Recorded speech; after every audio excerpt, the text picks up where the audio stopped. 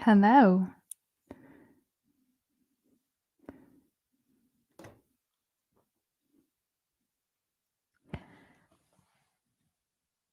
Hello. Hi. There you are. I was waiting to see when you'd appear.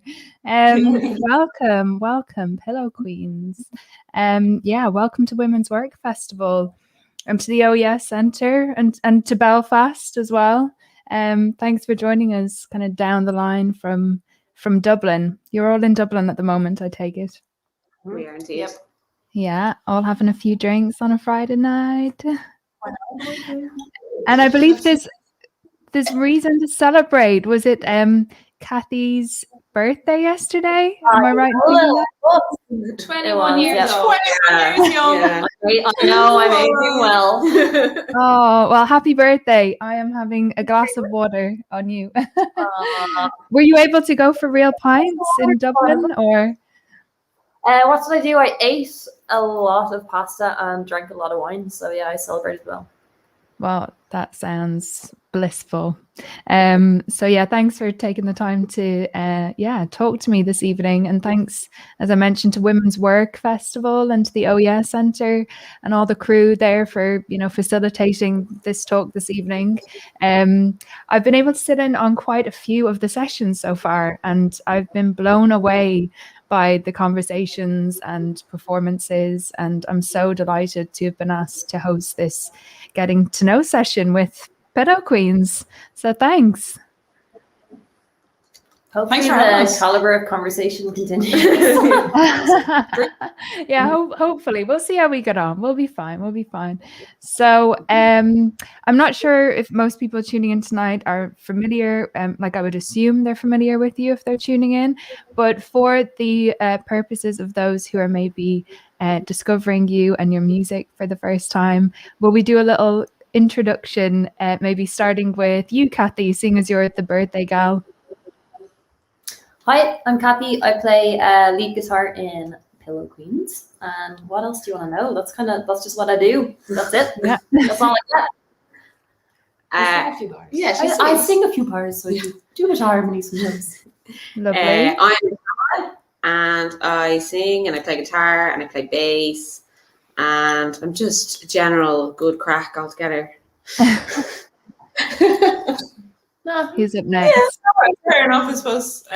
I'm Sarah. I do all the same things that Pamela does: sing, play bass, play guitar, and I'm no crack at all. No. And Rachel? That's me. I'm the drummer, and I sing, and I guess I'm a bit of crack. She's a bit of crack, yeah. Yeah. I do love how Pam and Sarah, you kind of switch it up on the regular between bass and vocals and guitar. How does, I'm going off script here, but how do you decide who's going to play what on which track? It's funny because I think the reason that happened to begin with was because none of us really wanted to play bass. I wanted to play bass. No, but you were the only one who could actually play guitar. So we were like, this is a terrible idea. So we decided we'd switch it up and one of us would have to play bass throughout like the gig or whatever. I think now we're kind of fighting to play bass. Yeah, I've kind of fallen in love with the bass. Yeah, me too. And yeah, it kind of just depends like what you're most comfortable with, especially if we're not good at multitasking, so it's just like what are you comfortable doing and singing at the same time? So that's kind of how you make the decision. That's cool. Do you ever find yourselves fighting over who's going to play guitar or bass on any particular track, or is there ever been moments where you're like having a tug of war on stage? No. Well, we do. Some like we tug just so if we're confused about who's supposed to have the bass. Live TV, baby. But we don't like. We never.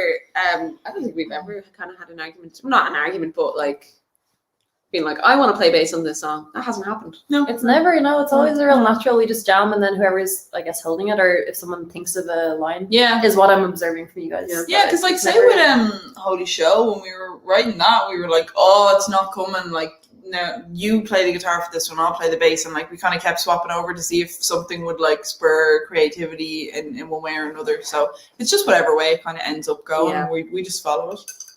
Yeah. And seeing as I'm talking to you from Belfast, and Women's Work Festival is a Belfast festival, I'm just going to jump straight in there and ask, do you have a strong connection with this city? I know you're going to be playing here in December, so tell me about what gigs you've performed in Northern Ireland before. How have they gone down? The last one we played in Belfast was with Two Door Cinema Club, and that was where was that? That was in the Telegraph building. Yeah, which is huge, massive, absolutely huge. Freezing. We had freezing, wasn't it? So cold. We had no idea how big it was, and then we arrived, and it was just like, oh, holy God, this is like. What time of year? That was like Christmas time, was it? Yeah, it was definitely winter. We were all sick, and everyone just finished tour. Yeah, we were all in kind of bad form. Yeah, only because everyone bar great, like 5 people who were at the front. Everyone bar those 5 people hated us. It was like, who is this awful band, and where are Two Door Cinema Club? They look like they have runny nose. I'm sure that wasn't the case at all. Was the I think it was the OES Centre. The outdoor. Remember the outdoor one? That was the place with the boys. The culture night. Yeah, we played outside, and it was the boat. Oh yeah, they kind of look like butt plugs. Yeah. I wasn't going to say because those are just around the corner from me. It's in Bangor, right? That festival's in Bangor. Yeah, they do look like bum plugs. We'll say no more on that. But following on from that, I wanted to ask you guys, how are you feeling about kind of performing in front of a live audience again? Because the tour kicks off in September. Am I right in saying that? No, we have a few dates in September. Yeah, not like Our proper tour kicks off the start of November in UK first, and then December we're doing Ireland and Northern Ireland. But I'm feeling a bit baffled about it, to be honest, because I think by the time we play again, it'll have been a really long time since my last live gig. Yeah, I have a feeling I might and just get really and not know how to interact with the crowd anymore. Yeah, it's gonna be weird. Just to flag, because it's kind of off-putting, so I don't know if it's okay. Yeah, I might be able to fix it. That's okay. Ryan is telling me I may need to go on my headphones, so let's give that a go. Because it's all about the sound quality. Let's see. How's that? Can you hear me any better? It's us. We're hearing ourselves back, but no, we're not. I see what you mean. Okay, apologies to anybody watching who was getting a bit of feedback there. So it probably will feel a bit strange for the first little while when you do perform live. But you have been doing quite a lot of like TV stuff. I mean, you've done the Late Show with James Corden and the Late Show with Ryan Tubridy on RTE, which is clearly way more, exposure. But tell me I want to know what it was like performing on the James Corden show. Well, it was amazing, but it was very much kind of to a room full of people wearing masks, and it's a very kind of controlled environment, so probably not the experience that we would have had in LA, but still great none the same. Nonetheless, none the same. None the same. Album number 2 title. Spoiler alert. I think we really thought it was a prank until the very last minute. I think even when we recorded the performance, it wasn't until we were sitting on a Zoom with James Corden speaking to us and saying the words "Pillow Queens," and even at that, I think I thought it was a deep like a mask. Something's gonna happen. It's gonna be like, "Nah, we're only messing with you." It's like a really evil prank. Am I being punked? But then, it actually was real and not a dream, not a weird fever dream of ours. We'd kind of known about it for a few months, and we couldn't say anything, obviously. So by the time it rolled around, we were freaked out, but it was amazing. It was really, really lovely. James was a gent. Yeah. Said that he'd have us over again if we were ever in the US, so that'd be nice. Yeah. It was like, I know obviously it's different to not you know, that's such a huge thing for us as a band, and obviously it's a lot different to what it could have been if it wasn't in the middle of a pandemic. But it was also just like such a really exciting thing, even though we obviously had to record it in Dublin and do everything through Zoom. It was still such an exciting thing to happen when not many exciting things happen this year. So we've been very lucky in that regard with the like TV slots and stuff. I think we're like pros now at telly, except randomly butt plugs. And the late show in Dublin as well. What was that experience like? That was a bit mad because we obviously, due to COVID, there's restrictions on how many people can be in the studio and that kind of thing. So we recorded quite early in the day, like lunchtime sort of time. Yeah.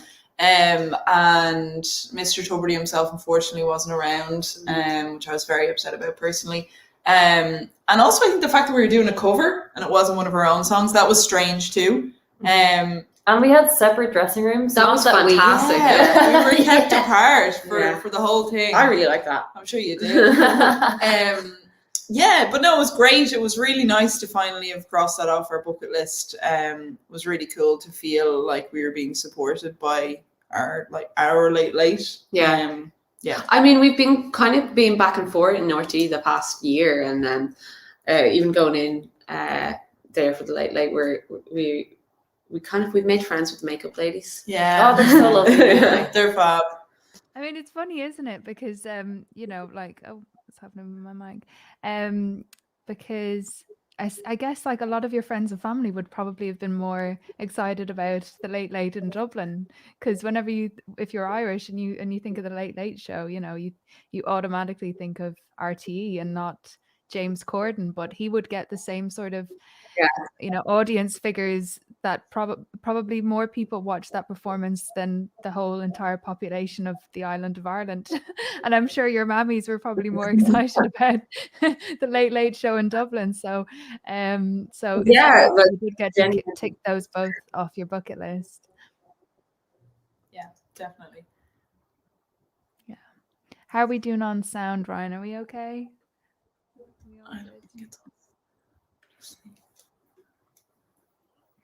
Okay, I think we're good. You girls you can hear me, can't you? Yeah. Okay, cool. Let me put the mic up a wee bit more. Okay, so we are gonna watch some of your live performances during our chat, and I mean, yeah, like one performance I said I would really like to kind of play during our conversation is taken from Iceland Airwaves in 2019, which is the one and only time I've actually had the pleasure of watching you perform, and it was unbelievable. And you performed quite a few songs. It was like a half-hour set, but I have chosen Rats because I absolutely love that tune, and also because it's not on the new album, so I thought I'd throw it in there as a wild card. And also, like, yeah, shout out to the KEXP crew for allowing us to broadcast this tonight, because they shot it so beautifully. They were they nice to work with, that crew? The best in the world. So lovely. Yeah, they're a good bunch, and very kindly they've let us play one of your performances from that session. So over to you, Ryan. We're going to listen to some Rats.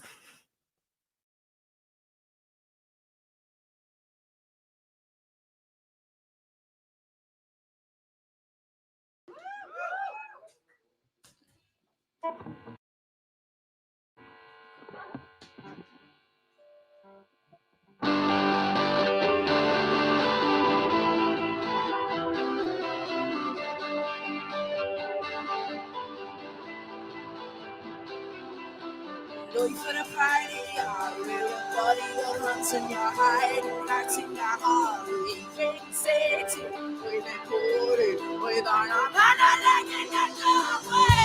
what's the point?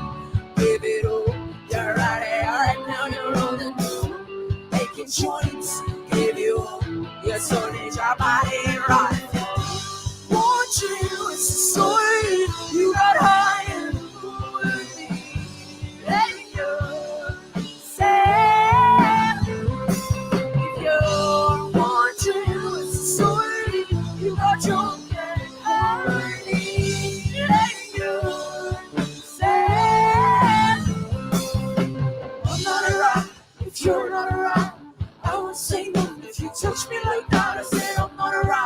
if you're not around.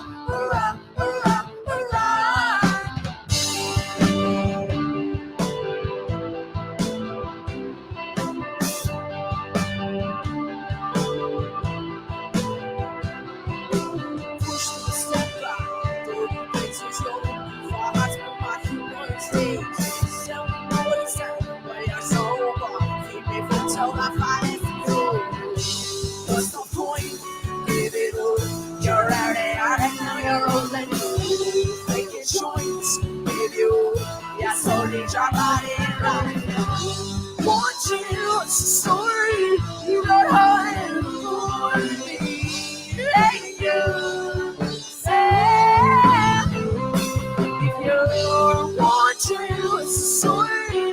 You got drunk and high. Let you say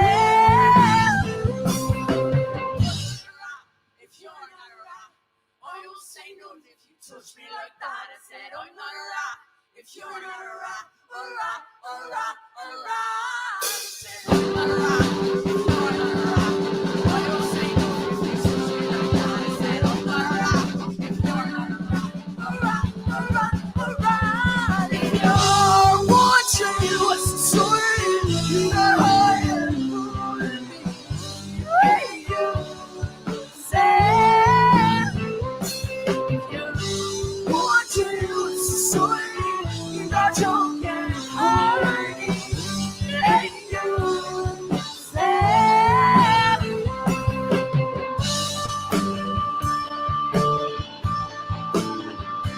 let you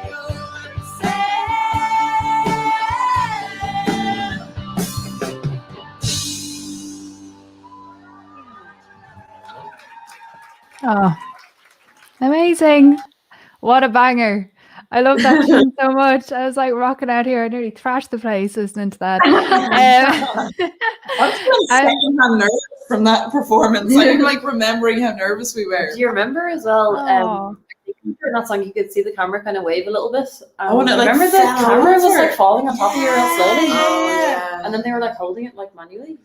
Pamela got sick in her mouth during that set. I did. Did you? I forgot about that. Bless remember. you. You can't Why? tell.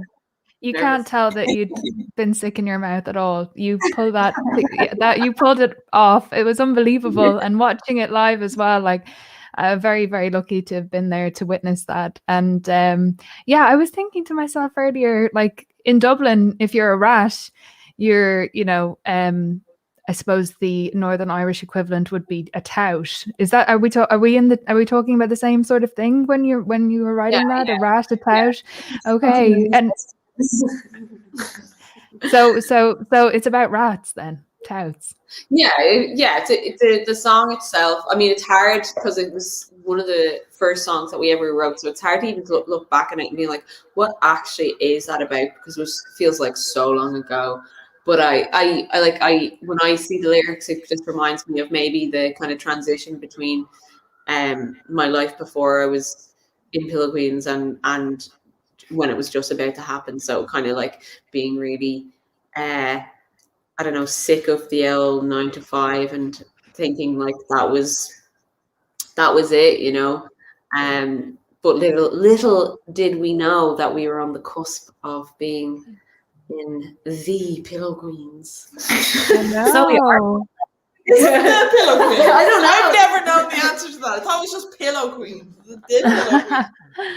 Well, yeah, that track came out in 2016, wasn't it? It was on your Cam Girls EP.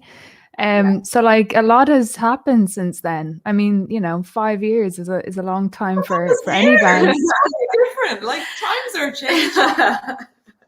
So how did it feel watching that, other than being reminded of nearly getting sick in your mouth, Pam? What was it like for just watching that back and listening to that song, having written it 5 years ago but performing it pre-COVID? What kind of feelings did that bring up? Well, I mean, we try to include. Well, we haven't been including it in any of the online stuff recently, just because we're doing more album promo. But usually, when we're playing normal sets live, we always, like, even if we don't want to include it, it's always hey, are you not playing Rats? It's just like, okay, we'll play Rats. But we fall in and out of love with it all the time. But mostly you fall in love with it when you play it live. It's just because of the reaction you get from the crowd. And it's one of those songs that's just so easy to just get involved in as a spectator, and like being able to see someone kind of like lose themselves in front of you and try to just belt it out as much as you are is amazing. Yeah, and you proper belt it out as well. So like, I mean, do you feel since then, since that first EP, do you feel your writing and your playing has developed in any way over the last 5 years since you released that first EP? And if so, how so? We'll start with Rachel. I don't know, because that first EP was really kind of a demo EP, and it definitely was, I don't know, like an amalgamation of everyone's kind of teenage influences, kind of like, let's just play music again and let's see what it sounds like. And then it was very much like get in the room and everyone just plays rather than a thoughtful kind of, it wasn't as thoughtful. We didn't kind of stop like we do now and go, okay, what the structure of this song, what do we need to do with it? Do we need to change the timing anywhere? Like, it was very much just like, this sounds good. And now I guess I think we're a lot more thoughtful when we're making music, and we know each other so well and musically, that we kind of have expectations about what can happen and stuff. Whereas like, Rats was literally just, as Rachel said, it's just like us initially getting into a room and just belting it out. Like, there was very little time between our first practice and when we released that. It was like a matter of a couple of months, like maybe a month or less.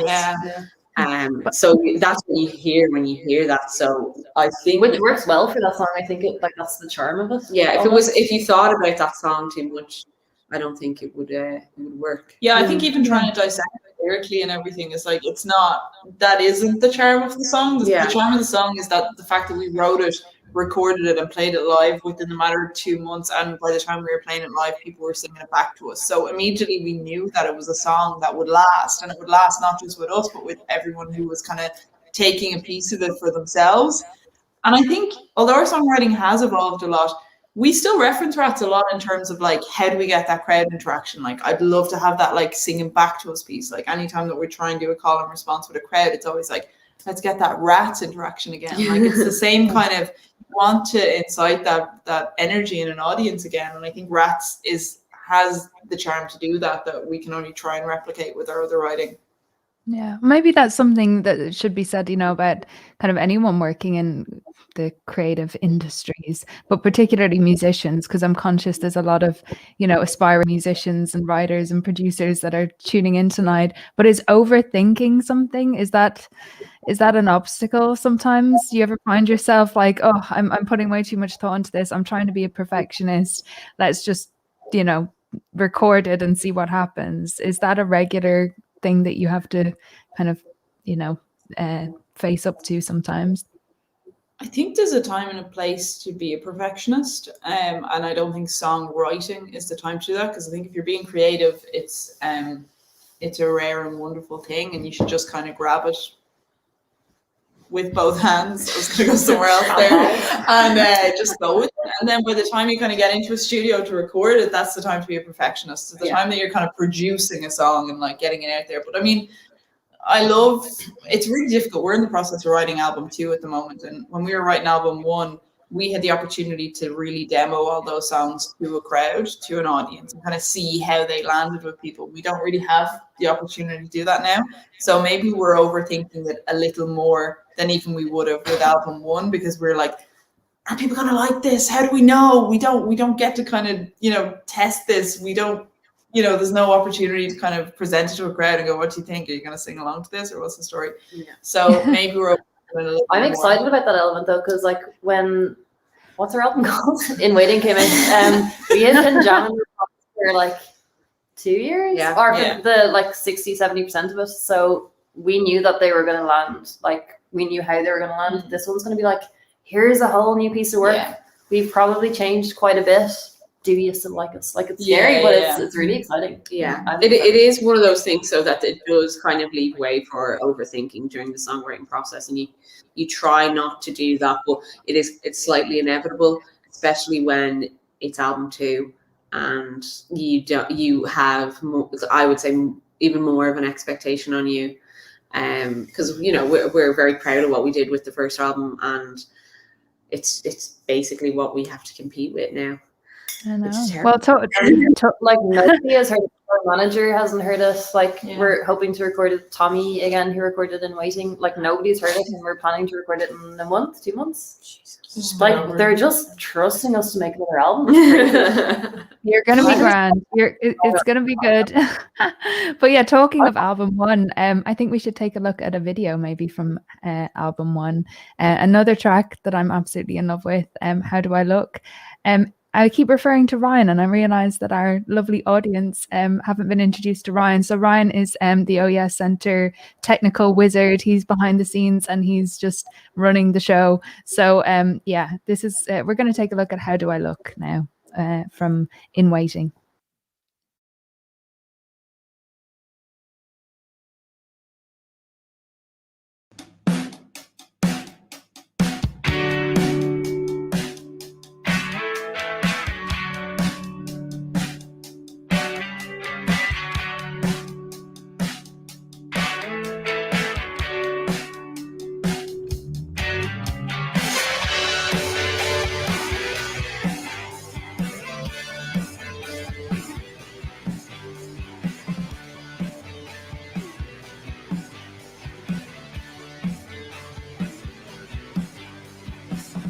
Took a while, but I don't mind.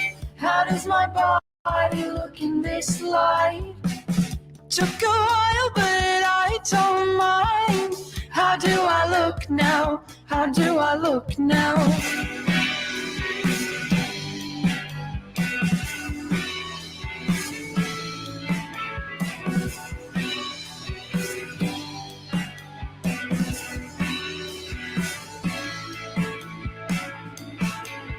I've stopped my thoughts, it's the only way of keeping sensations creeping up on me and crushing whatever's keeping me going. I just can't let my mind wander. It always takes a dodgy street and I get nervous and just retreat.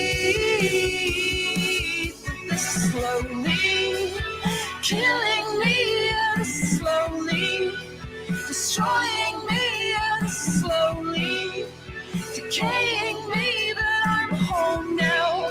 I can let myself fall.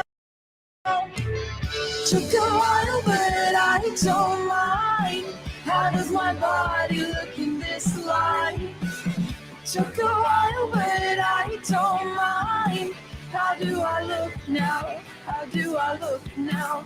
Maybe I'd expected more, or it was just my lack of vision. But after years, this 4x4 just wasn't as I had imagined.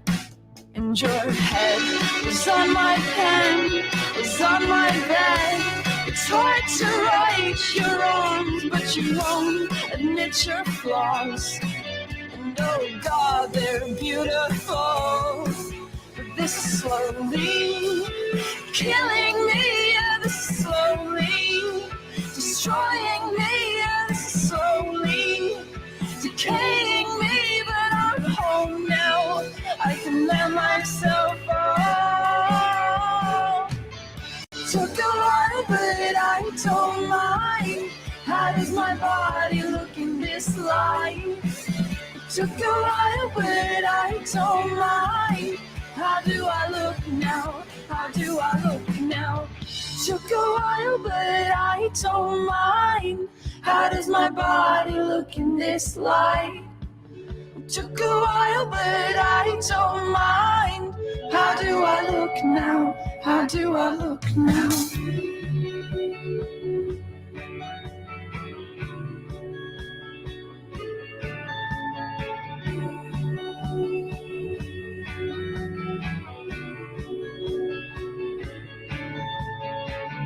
to go higher, but I don't mind to go higher, to go higher, but I don't mind to go higher, to go higher, to go higher, to go higher, to go higher, to go higher, to go higher, to go higher, to go higher, to go higher, to go higher, to go higher, to go higher, to go higher, to go higher, to go higher, to go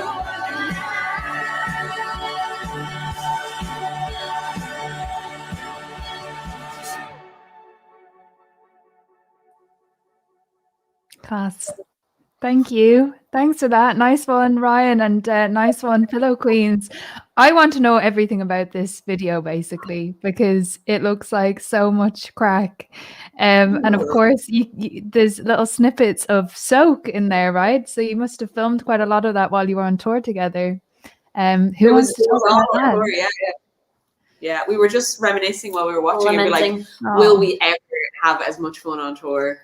Or just generally in life. Yeah. It was the best fun I've ever had. Yeah, ever. I like, you know, sometimes when you go on tour. Go on. Sometimes when you go on tour. You have fun, but it's, you know, it's a bit of a rigmarole.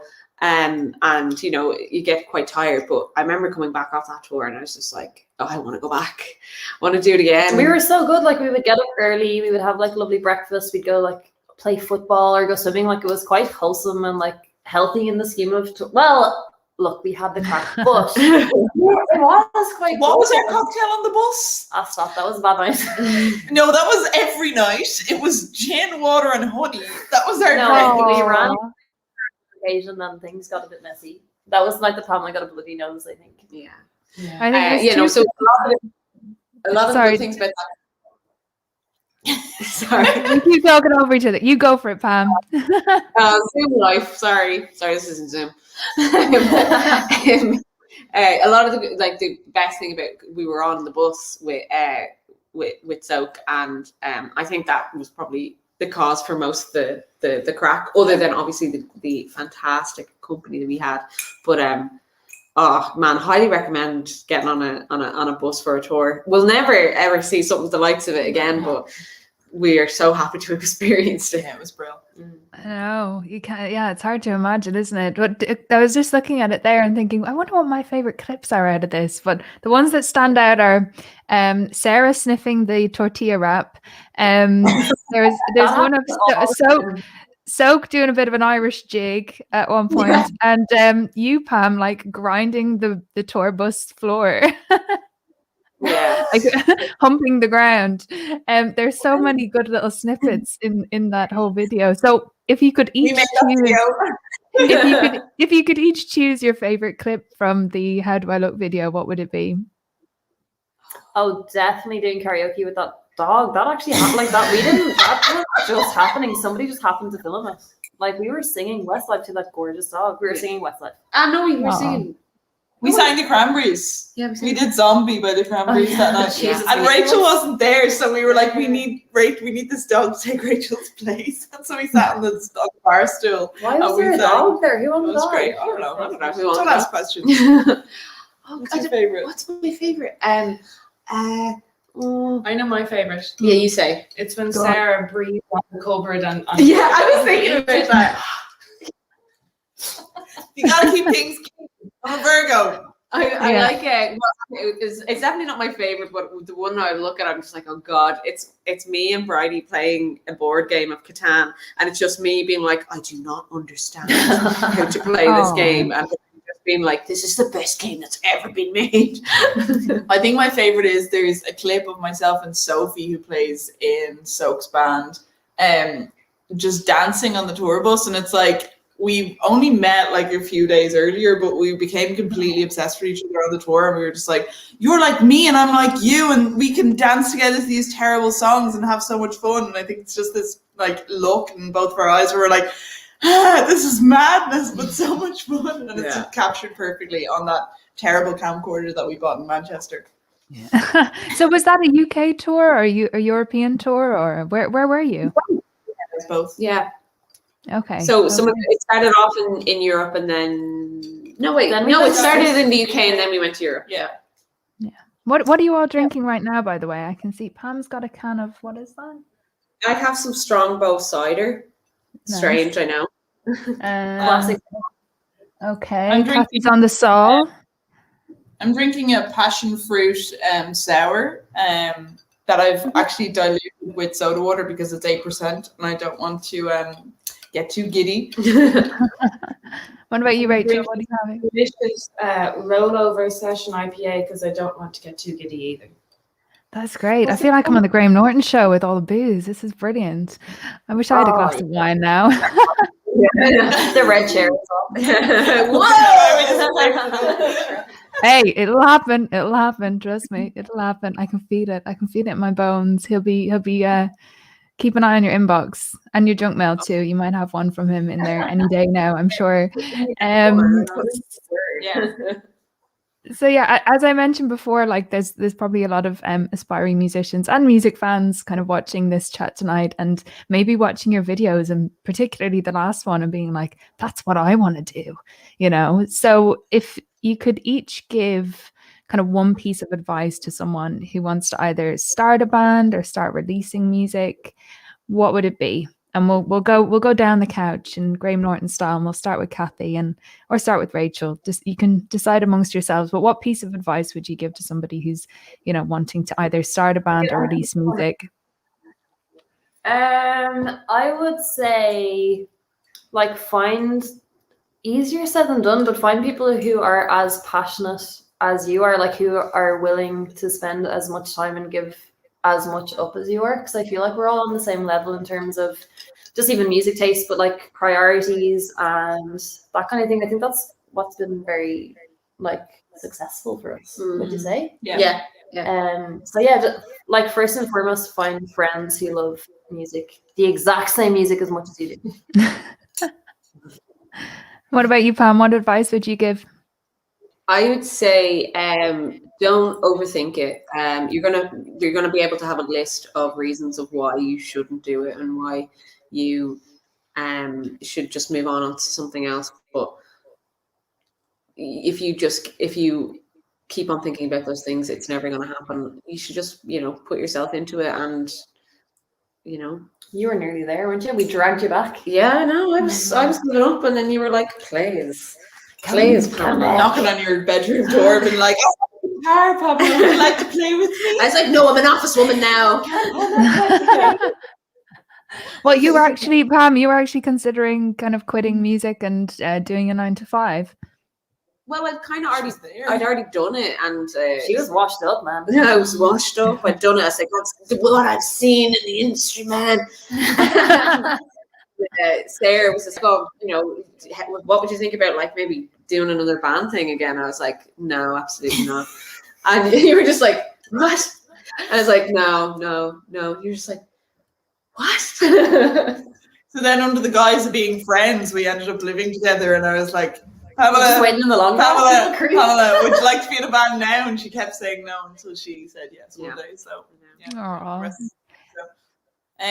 I think for me, my advice would be to really trust your gut. I think everyone who's got an interest in being in the music industry has heard horror stories about the music industry, and some of them are absolutely true. There are some bad people in every industry. But I think if you really trust your gut, surround yourself with a good team of people, you can have a really nice time with it, and it can be a really, really lovely, special industry. All of my best friends work in the music industry, and I love them all. I don't think there's a single bad one in the bunch. So I think if you can kind of get in touch with that gut instinct and just really stand by it, then that'll really stand to you. Yeah, because I feel like this is a perfect time to give a shout out to James, our manager. Like, he's such a lovely guy, and he's created this lovely sense of like family almost. Like, we have a really loving team, I would say. Yeah, we consider him a dad, and he's really not that much older than us. He's really not. We like to give him a hard time. Sorry, James. Oh, and when did he come on board quite early on in the Pillow Queens journey? How did you find James? He came to our second gig and he came to chat to us after that, and then he organised a couple of meetings with us. We'd no idea why, because we didn't understand the concept of management or anything at this stage. And then it wasn't until we were chatting to somebody and he was like, he wants to be your manager. And we were like, no, that went over our head. We had no idea. So then we rang him and we were like, do you want to be our manager? He's like, yeah, I'd love to. Because that's so important, right? And Women's Work actually did a session yesterday on how to get into managing, marketing, PR, and I think you're able to watch that back on the website womensworkni.co.uk. So if anyone missed out on that and wants to get into management, because there's not that many female music managers or tour managers, I feel there's definitely more than there was 5-10 years ago for sure, but regardless of gender, always very important to have a manager you get along with, and James sounds sound. But I didn't get to Rachel with the advice for people wanting to yeah, don't worry, I didn't forget about you. I want to know what advice you would give to somebody who's like, I want to be a pillow queen one day. Just lie there. Jeez, I better not be watching. No. I hate to say it, but pretty much everything they all said. I would have said that if they hadn't started up there. Pretty much, all that. And don't be afraid to try it. Don't be like, oh God, why would I do that? And like, when I could be doing a Monday to Friday 9 to 5. So Monday to Friday, that sounds appealing. You don't even have a Monday to Friday. I don't have a Monday to Friday because I'm in this band. Increments? No, I mean just music is fun, and it's. And we're making changes. I do see the future is going to be easier for musicians. I'm optimistic, but I do genuinely think that there's a lot of really good work being done for musicians behind the scenes, and it will be a livable career. And it is the most fun thing. It's the best thing I've ever done. I'm so glad that we get a chance to do it. It's been a mad 18 months or whatever time it's been that we haven't been able to play live gigs, but we've still thankfully been active. I know there's probably a ton of people who maybe were about to start a band or had just started a band and then live gigs went away and now they're like feeling a little bit disenfranchised by the whole thing. But like, I think keep at it because it's the best fun you can have. Genuinely, it's so brilliant. Yeah, and you get to make and record and release epic tunes like the next one we're going to play, which is a track I chose as a world exclusive when I was working on Across the Line at Radio Ulster last year, just around the time In Waiting came out. September last year, wasn't it? So and I mean the response from listeners was incredible. So let's take a look at that now. This is Holy Show by Pillow Queens.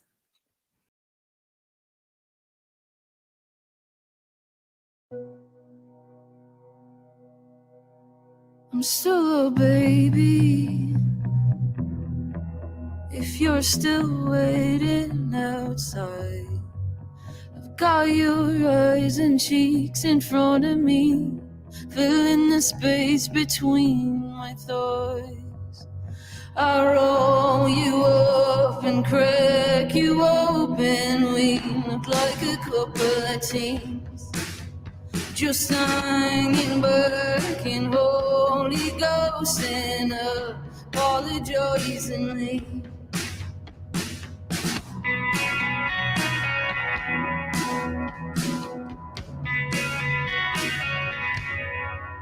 If you remember a thing about it, tell me that it's not bad, or don't even say that. If you remember a thing that I said, spare me all the details, send me all your regals. If you remember a thing about it, show me on the playback, or don't even say that. I don't remember a thing.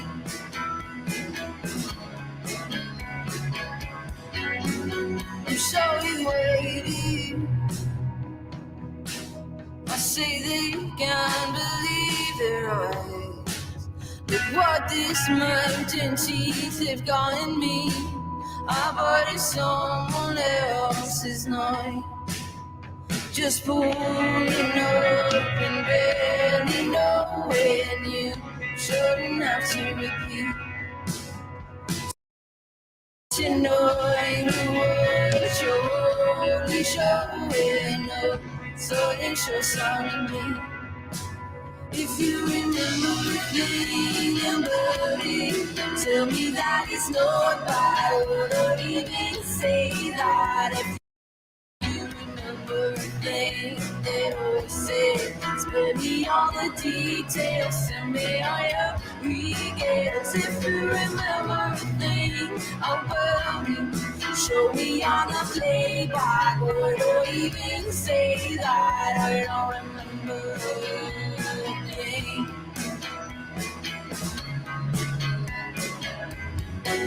Oh, it's the last time I'll be so excited. I just wanna hold you true. Oh, it's a gas light till after 4 show back, glorify my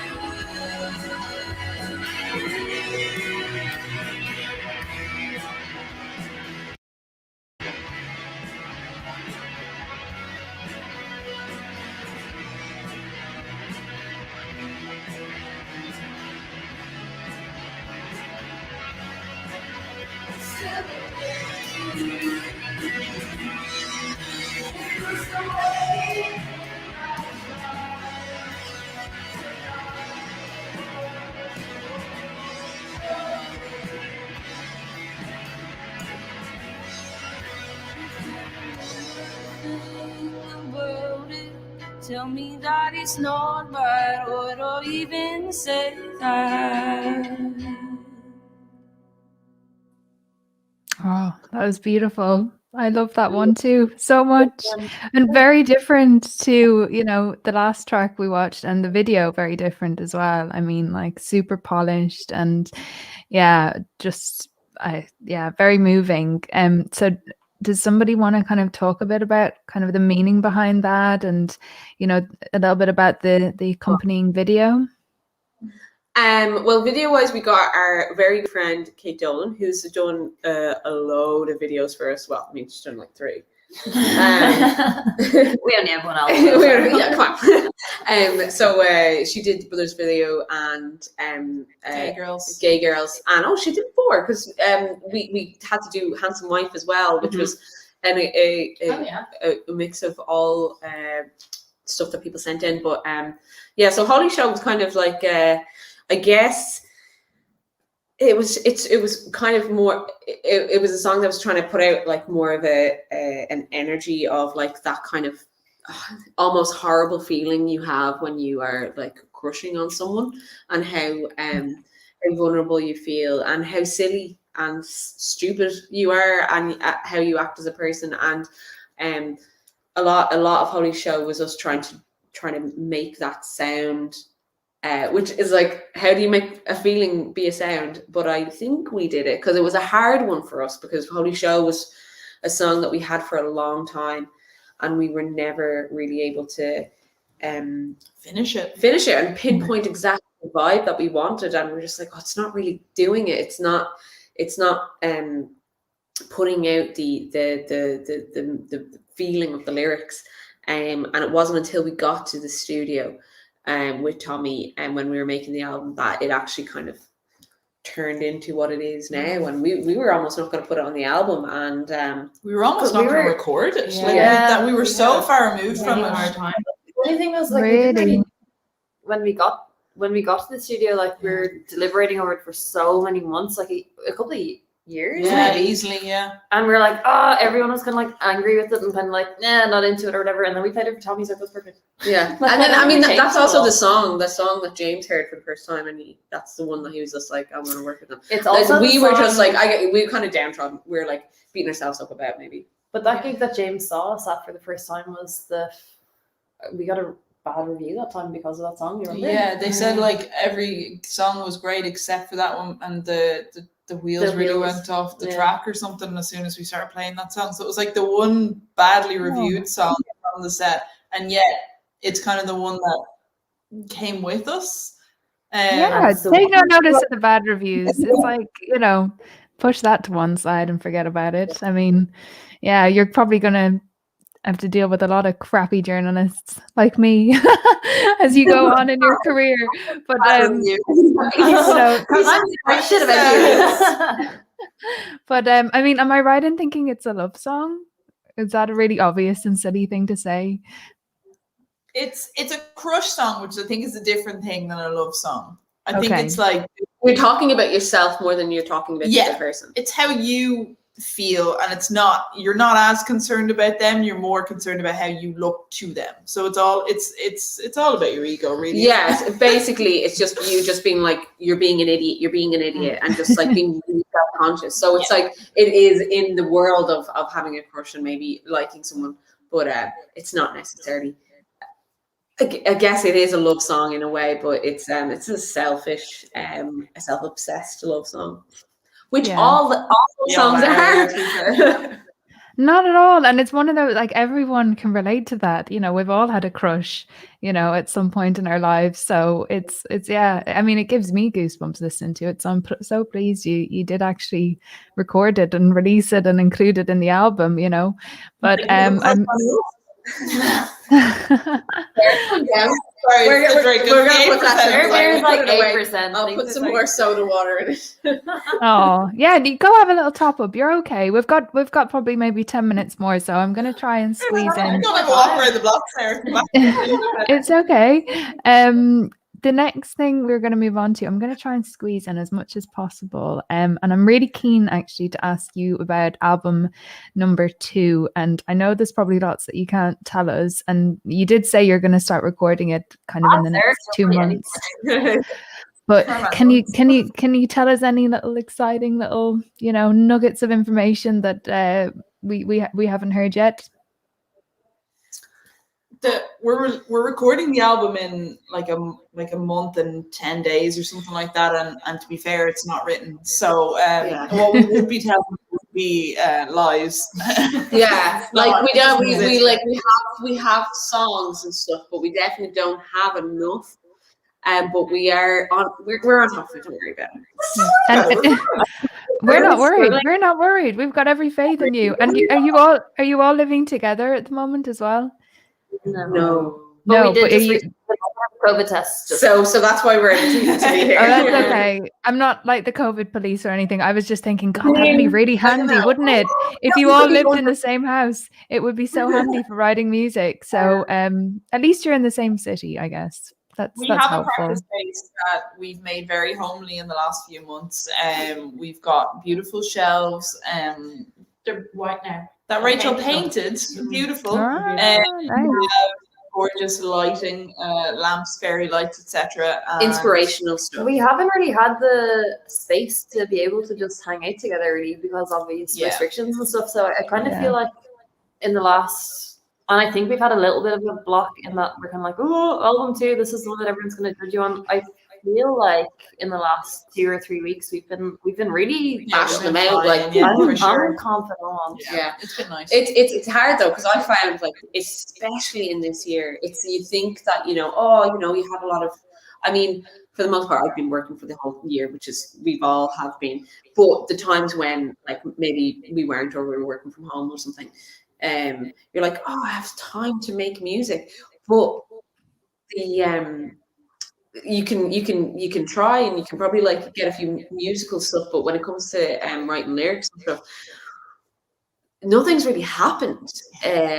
So you haven't been experiencing like more than your normal day to day. It's always been, you get up, you go to work, you go to bed, you get up, you go to work, you go to bed. You might see the girls. We're very lucky. We've had a few things during the year that have been fun, but you'd be surprised how much the like mundaneness of this year really affects songwriting, and it definitely was a surprise to me, because I was like, surely that's not too much. But Pamela came to us with an idea for a song, and she was like, guys, what do you think of this? It goes out, working 9 to 5. Like, it's been done, Pamela. I'm sorry. I know, and I half 9 till 4. Not Work just it's been done better. But I think I feel like all of those things, all those threads are going to be in the second album. I think like the mundane kind of like everyday. I'm excited. I'm real excited too. confident, It's like it's the first time that we've ever lived through something like this. I mean, I don't think there's ever been these kind of themes captured in albums before, so it is kind of exciting to be writing about something new. And even like this idea of, there's been certain themes that I keep hearing in songs, and I'm like, interesting that idea has come up again. And I think with the last album we were like surprised at the themes that emerged, and I think in this album again we're going to be surprised at like the common themes that emerge through the songs, because we don't really think about it until afterwards. Until someone asks the question, we're like, oh yeah, like, what do you think the theme is? We're like, I guess we're just gonna have to think about that, aren't we? But as well, it's hugely different to the last one, because while we did a lot of writing going into recording, a lot of the songs on the first album were ones that we brought with us since we began. So it wasn't like this huge condensed time of writing and stuff like that. Now it is, and it's pretty wild and intense, but it's really satisfying when you feel like you're getting somewhere. Oh, So nice. Hopefully we it happens. It is going to happen, and we're going to be happy with it. We just hope that everyone else will be too. And if it's being recorded in the next couple of months, if we get to go and see you in between September and December, is there a good chance that we might get to hear some of those songs on those set lists? I know someone said don't do that, and I was like, okay, because we haven't toured the first album yet, so we're kind of like, do we only play those songs? Do we pretend we haven't written this other album? Plus we also, I think maybe it might not be a good idea, because it could be songs that we're like really, really excited about, and then we might play them to a crowd and they'll be like, this is shit. They're just going to be like, we don't know this. Play cats. And it kills your buzz. Yeah, no, it's you could always slip one in, now and again, just to kind of as a little taster. I think comedians do that, don't they? They'll be like, "Well, I've got a bit of new material. I'll just try out this one joke tonight and see how it goes." But it's not going to be like an isolation album. It's going to be it's like you said, you're going to be surprised at all the different things that this year has kind of brought up, I guess. So it's not all going to be about isolation and stocking up toilet roll and not getting to see your mates. So let's have a look at another video from the debut album, which came out last year, but yes, a new one on the way, another song I absolutely love, and a great video as well. It is it is am I right? I said new album. It's young. It's still in its first year. It's in its infancy. I'm getting way ahead of myself. The second I heard you guys mention it, album number 2, I'm already like, I can't wait to hear it. But yeah, the debut album means it's always going to be your debut album. So this is Gay Girls from In Waiting.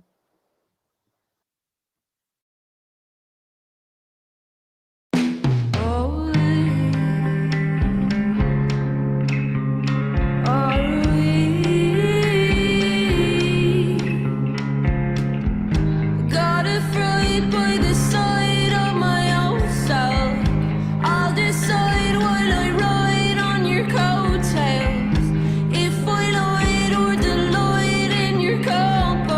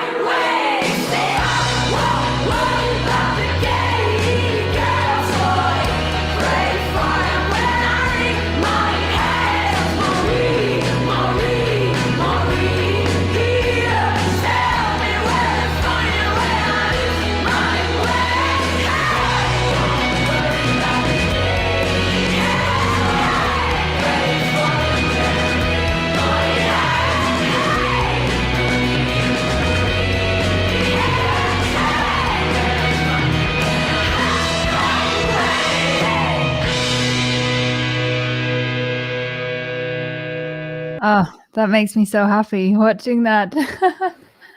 Like, what an uplifting tune, and the video as well. I love the fact you put those kids in, like, you know, Holy Communion dresses and like got them to eat sherbet and then sugary drinks, and like, oh, that looked like so much fun to make. Were you on set when that was being recorded? There. Where were we? I think we were recording. We were in Donegal for it. We were being sent like images from the day, and to be fair, like we did have a lot to do with the inception of the video. I think it's like based on a semi-true story from Kathy's childhood, and that's where the idea sort of came from. Yeah. So I remember like going to Kate and just being like, whatever happens, we need to get the flying saucers and use them as Euclid.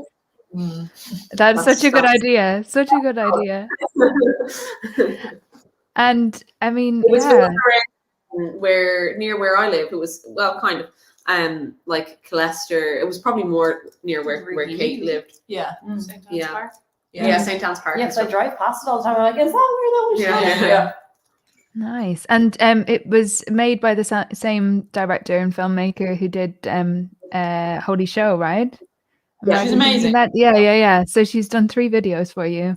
Yeah, she is amazing. Whoever they are, I mean, like, it's just watching the video with the music when it's perfectly accompanied like that, and it just gives you goosebumps. I mean, at the end of the day, I suppose, correct me if I'm wrong, but all musicians want somebody to feel something, you know. That's kind of the be all and end all, is you want somebody, you want to, you know, they want to feel something. And I suppose having grown up in a Catholic household, when having to go put on a communion dress and take Holy Communion and stuff, like, I kind of just wish there was Pillow Queens, you know, 20-25 years ago, releasing music like that, and it wasn't. You know, I just, it's it would have been great to have you around back in the day. It would have been very refreshing. But I guess to kind of finish off our session, you know, I'm aware that this is a getting to know session, and what we've spoken about mostly is kind of your professional work. So just for the crack, and only if you feel comfortable to, I was going to ask if each of you could tell us something about yourself that we might not already know, and if you feel comfortable enough, your favorite thing or quality about your fellow bandmates. God, that's tough. So something we don't know about you, and then something positive about your bandmates. We'll start at the other end of the couch this time. Rachel. Nope. Kathy's ready. Okay, Kathy's got one ready. Go for it. Shoot. Well, I was going to say my beautiful one, but then Sarah just called it in my ear there, so I'm going to say something else. When I was 15, I fell off a carnival ride. I flew off a carnival ride, knocked myself out, and I was in the national newspapers.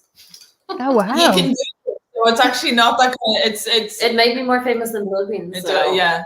No biggie. And my favorite thing about all of you, I don't know. I still struggle to like them on the day to day. No, I was only talking about y'all actually today. You're like, oh, beautiful. This is the alcohol talking. I don't like them, but I'll allow. She's had. Look at her, the little tiny bit out of her bottle gone. She's like, Aww. No, there's a really lovely dynamic in Philippines. We've seen each other at our best and worst, I think. And so even when we're having a bad day, we make alliances for each other, and we also like pull each other up, I think, quite a bit. I think we. Oh Jesus, Pamela, you're not well. It's okay. It's past watershed. We're grand. It's all good. It's half-eight. I think we all have very different roles in the band. In terms of the dynamic and not musically. I think Pamela is very much. You can be the peacemaker, I think, which is.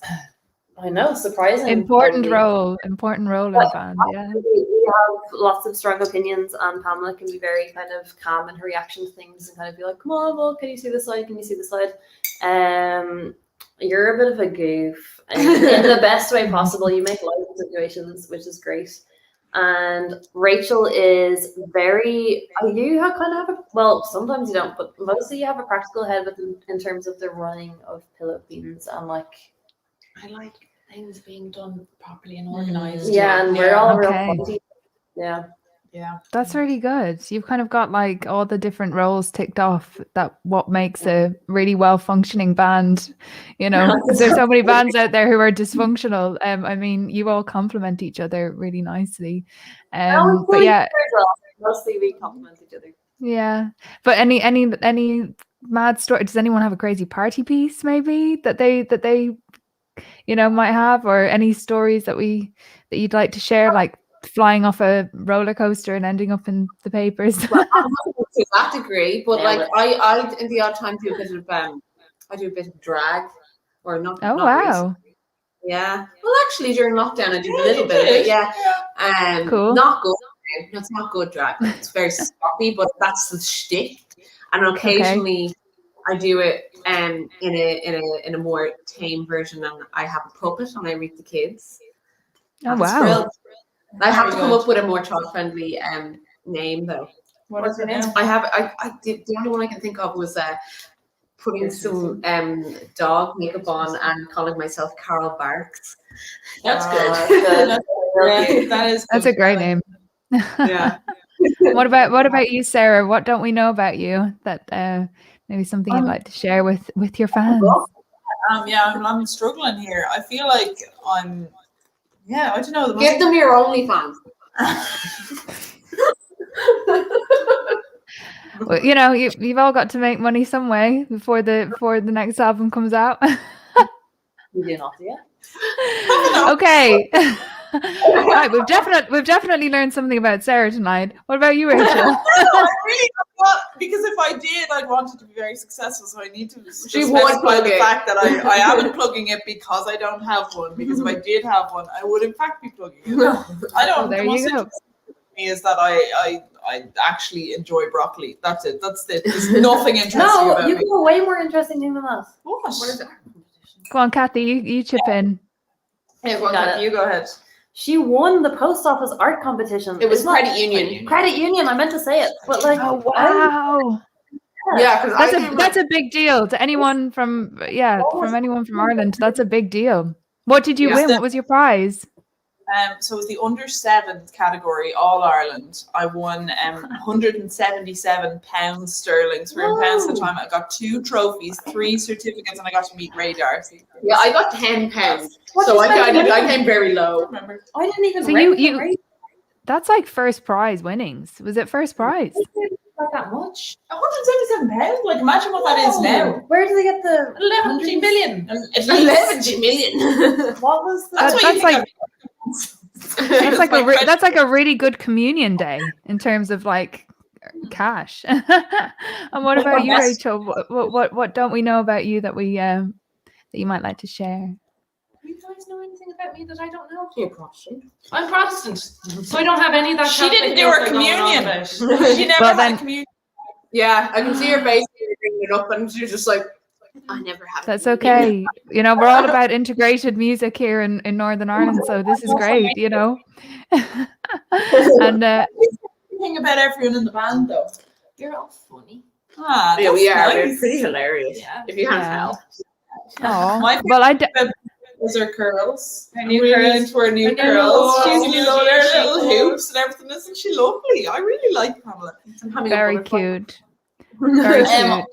I'm going to clarify because the only thing that was said about me was that I was a goof. I actually would like to take that back. And No, in a good way. Beat you up No, afterwards, that's a but good thing. I'm also the business head. Yeah, no, Sorry. genuinely. Yeah. Before Pillow Queens ever had a manager, and even when Pillow Queens had a manager, Sarah was managing the band. I just love admin. Oh, wow. Yeah, like, just basically, I'd never been in a band that like had that kind of back end on it, and just like, sorry. But just like, you know, just tinkering away, being like, I got us this show, I got us this show. Just like, in a matter of months of releasing her first like demo EP, she had us booked in a UK tour. Like, And also, you're like, Wow. we're gonna be picnic, and we're like, no, we're not, and then we did. yeah, We did. But you are still a goof, like, you build our expectations as a band. Like, She's also really clumsy. Oh yeah, Oh, that's yeah, true. I'm it is. surprised I haven't dropped this. I did genuinely think I would. That's really cool. That's really cool. You definitely all complement each other. And I definitely feel I've gotten to know you guys a lot. I feel like we should all do like a group hug or something. Do a little group hug there, and anyone watching as well, join in. I was hoping to get to so many more questions and videos and stuff. But I'm gonna let you enjoy your Friday night together, reminisce and just reflect on everything you've achieved in the last year since the new album came out. If anyone hasn't listened to it yet, listen to it. It's unbelievable. In waiting, and we are already in waiting for album number 2. But I'm gonna shut up about that and just look forward to seeing you guys on tour at the end of the year. And yeah, you're playing Belfast in early December 2nd. So anyone in Northern Ireland, book your tickets now. If you want to. Yeah, it's already sold out. Oh, right. Well, I'll be out the front talking to touts. I'll be out the front trying to tout a ticket. But yeah. In Camden, and I think we met you there, did we? Yeah. It might not. Was it Camden? I feel like we bumped into each other at the RT Choice Prize Awards, and then I bumped into Pam and Sarah on the streets of Reykjavik one time. But I don't know if we've met in London. I was hoping that your flight was cancelled. Was that true? I don't know. I had an idea. What was cancelled? There was a bunch of flights that were cancelled, and I broke it to you, and you were like, "I was like, all the flights are cancelled." Yes, I was delighted because it meant that we all got an extra night in Iceland, which was incredible. Yeah. So thanks so much. Thank you all for taking the time to chat tonight. Really appreciate it. And yeah, absolutely buzzing for you, and can't wait to hear more new music this year, hopefully. So enjoy the rest of your night. Not at all. And thanks so much again to Women's Work Festival and the OES Centre. And I've got a bottle of water here. I'll cheers you guys. Enjoy your evening. And thanks so much. Really appreciate it. Lovely to see you all again.